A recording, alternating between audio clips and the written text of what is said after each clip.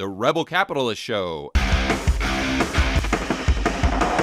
You know, what's interesting is the other day I was doing a whiteboard video, and there's a gentleman, I believe his name is Henry Fernandez. He is the CEO of a company called MSCI, and they're the head ratings agency, if you will, for ESG.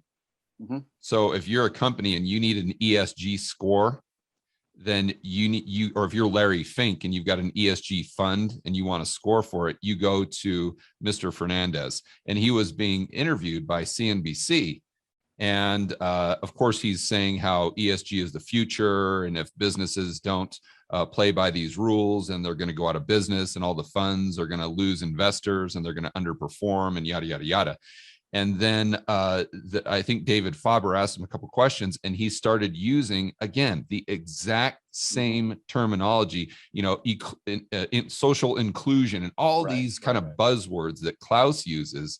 And you're like, wait a minute here, that's, you know, along with all the other research, that's what's kind of the anecdotal evidence that drew me to that kind of being my base case, is that Klaus really has a lot of influence because everyone's using the same script.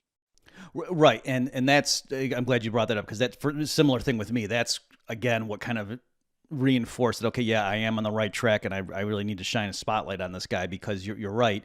And that's the function of these meetings. You know, they have at Davos, the annual World Economic Forum meetings, they have all sorts of other things. And again, for people who are still like, oh, okay, so some, rich people, the elites, they meet and whatever. Of course they do, but that doesn't mean they publish documents, you know, talking about like the Global Redesign Initiative. That's the literal title on this thing. And the blurb says, you know, what did we do? We went around and asked leaders from, you know, business and IT and government officials and if you could redesign the world, what would you do? You know what I mean? So they're openly, and it's almost like so transparent that it takes the wind out of your sails when you're saying, hey, this is something nefarious, because people say, well, come on, if it's a sort of secret cabal trying to take over the world, they wouldn't be just blaring it from their own YouTube channel. And yet they are doing that. And again, for people, just go to YouTube and look up the World Economic Forum's own channel and just watch some of their videos.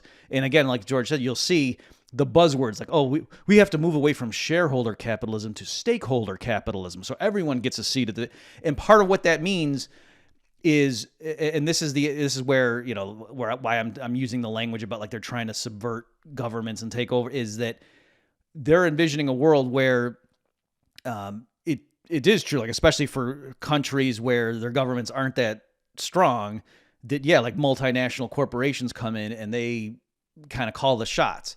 And so by me saying that, it's obviously not that I'm a fan of democratically elected governments. Of course, you know, I'm an anarcho-capitalist in my background, and, you know, philosophically, I don't believe in coercion and things. You know, the state to me is inherently unjust, but also at the same time, I can see how creepy it is when they come in and, you know, the people in some country that didn't have anything to do with these other companies coming in, who are, you know, backed up by the IMF and the World Bank and so on. So it's not a voluntary free market process at all.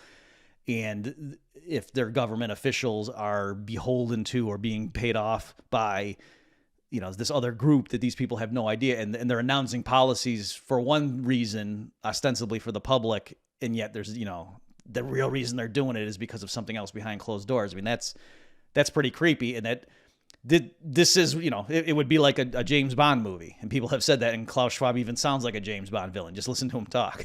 So that's not the strongest argument, but it does help. Right. Yeah, it doesn't hurt. Right.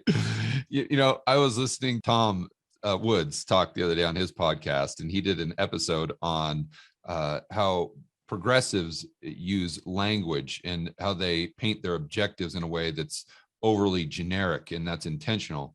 And when he was saying that, I was like, man, this sounds exactly like the global elite and Klaus. And I've also been listening to Thomas Sowell's book, Intellectuals in Society, and kind of putting those pieces of the puzzle together. And then when I re-listened to everything that, you know, we'll call him the global elite, or Klaus more specifically, says, it makes a lot of sense why he uses that script, right? Because none of his objectives are quantifiable. None. Like we need global inclusion or economic inclusion. What does that even mean? No one knows what that means, and there's no way to measure it. Therefore, Tom was saying the examples he used was like the war on drugs. or the war on terrorism. Like there's no end game there. There's no end point. So it can just go on indefinitely. And the solution is always to give the central planners more power and more control. And so this is by design.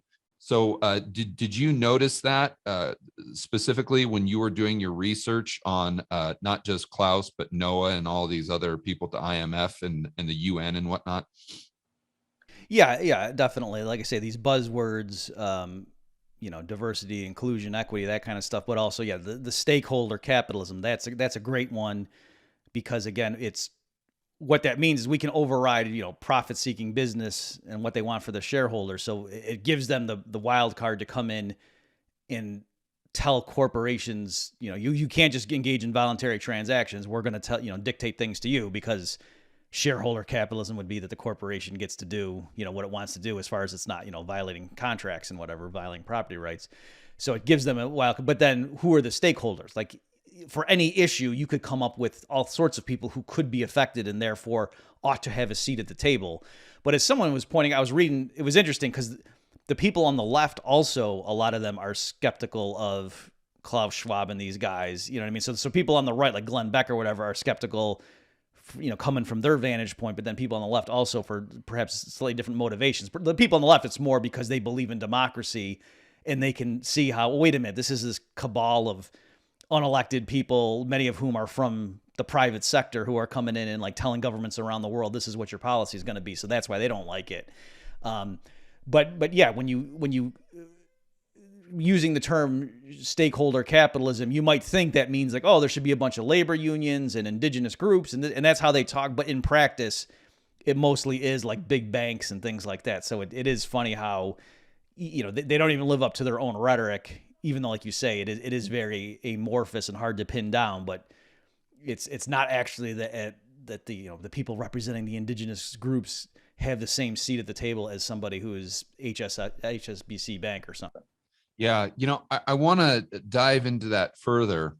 I wanted to mention that I did some research for several whiteboard videos, and I found that the World Economic Forum, it wasn't called this back then. I can't recall what Klaus called it, but he set it up in 1971.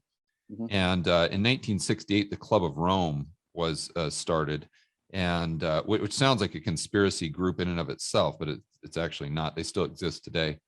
And in 72, their famous paper came out called Limits to Growth, which was basically a reinvention of all these Malthusian ideas.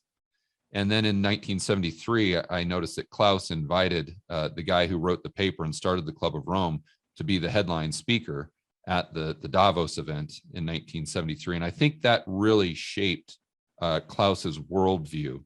And I know that that NOAA isn't kind of a Malthusian, but it seems like a lot of them, the global elite are, i.e. Bill Gates, that the population is growing exponentially, and we just don't have enough resources. Therefore, we're going to run out. And it seems like, I've given this a lot of thought with my whiteboard videos. And it seems like if I was to simplify their three main objectives, it would be to limit the consumption of energy by global populations, decrease population growth. And some people would say just decrease the population. And then third would be to usurp power and control. If you look at everything that they push and their ideas and what they say, whether it's, overly generic or wildly, complicated to the point where it doesn't mean anything, like the fourth industrial revolution, I think if you look at it through that lens, it starts to make a lot of sense. So do you have any ideas on that? And then I want to move back over to the shareholder capitalism. Sure. So great. And so an interesting tidbit in this. So again, I can't recommend enough. It's Johnny Vedmore's piece, folks. And it's just, if you type his name and say Klaus Schwab and how I learned to love the bomb, it'll come up. But he's going through the mentors, the people that sort of recruited Klaus Schwab and or helped him or urged him to set up what is now called the World Economic Forum. And one of them was Herman Kahn, who many people say was the actual inspiration for Dr. Strangelove. Like he was the real life version of that Kubrick used in his movie. And what's interesting there is Kahn didn't agree with the Club of Rome stuff. And so he actually distanced himself. He was instrumental in getting Klaus Schwab up and running. But then when Schwab went off with the Club of Rome people, Kahn, distanced himself. So anyway, it's just interesting to see that these people don't always think alike. They can disagree with each other. But yeah, and again, it's hard to get inside somebody's head. Like, do they really believe these things, or is it just convenient?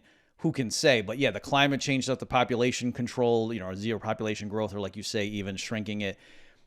Once you open up that Pandora's box, that can justify just about anything you want. You can clearly, it's not just direct emissions. So energy sector, transportation sector, nutrition, so agriculture. Like, just think of all the things that these campaigns that are related to ostensibly climate change. And so you can see how all that comes together. And yeah, coming down to, you can't have more than one child per family because look, population control or population growth, and the earth can't carry that many people, that sort of thing. So yes, they do, that Malthusian mindset comes in, and also just the pessimism, like the need, like, hey, somebody has to be in control, because if you just let these systems run spontaneously, disaster will occur. Like, so that's sort of you know what I mean? Like, it seems like that's part of the difference in the two frameworks, is that people who believe in freedom, and that, oh no, if things come up, there'll be feedback cycles, and people will realize. I don't remember the first person I saw frame it this way, but one way of looking at it is, there's two types of people. Some look at other humans as a bunch of bellies to feed, and others look at a bunch of humans as a bunch of, brains and minds that might come up with, novel ways to solve problems. And there was, Steve Landsberg said this. He was given a talk on the economics of population, and he said, I forget. Oh, now I'm blanking out on the name. It was an older sitcom, but now I'm blanking on the name. But he said there was a funny scene where one of the guys has like 7 kids, and somebody's like kind of harassing, because this was in the 70s, when the population bomb, Paul Ehrlich and stuff was big, and and somebody was harassing the guy, like, hey, why do you're having so many kids with the, and the guy's answer was to say, oh, well, I want to have a bunch of kids because maybe one of them will, find a way to grow more food or something like that. You know what I mean? Like, and that's, so just again, showing the different ways of looking at it. But you're right. The Club of Rome stuff, last thing I'll say on this, I'm not merely speculating. For example, Naomi Klein, I don't know if you're familiar with her.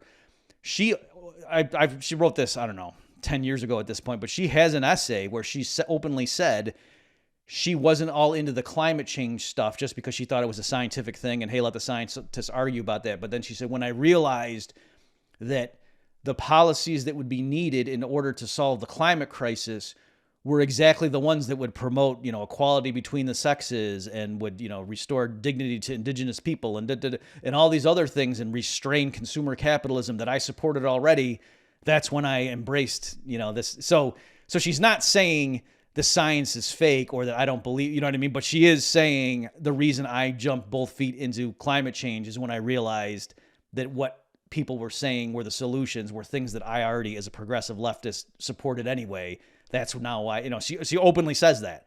So, I'm not just putting words in their mouth, that this is clearly, a very convenient way of, it's sort of like an analogy.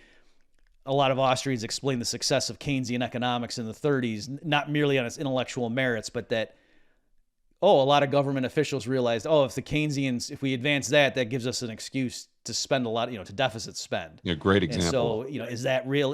Is it truly just on the merits, or, is there's kind of a huge incentive? And then why? I wonder why it is that all the major publicly funded universities have a bunch of Keynesians in their economics department, and not a bunch of, rabid Rothbardians.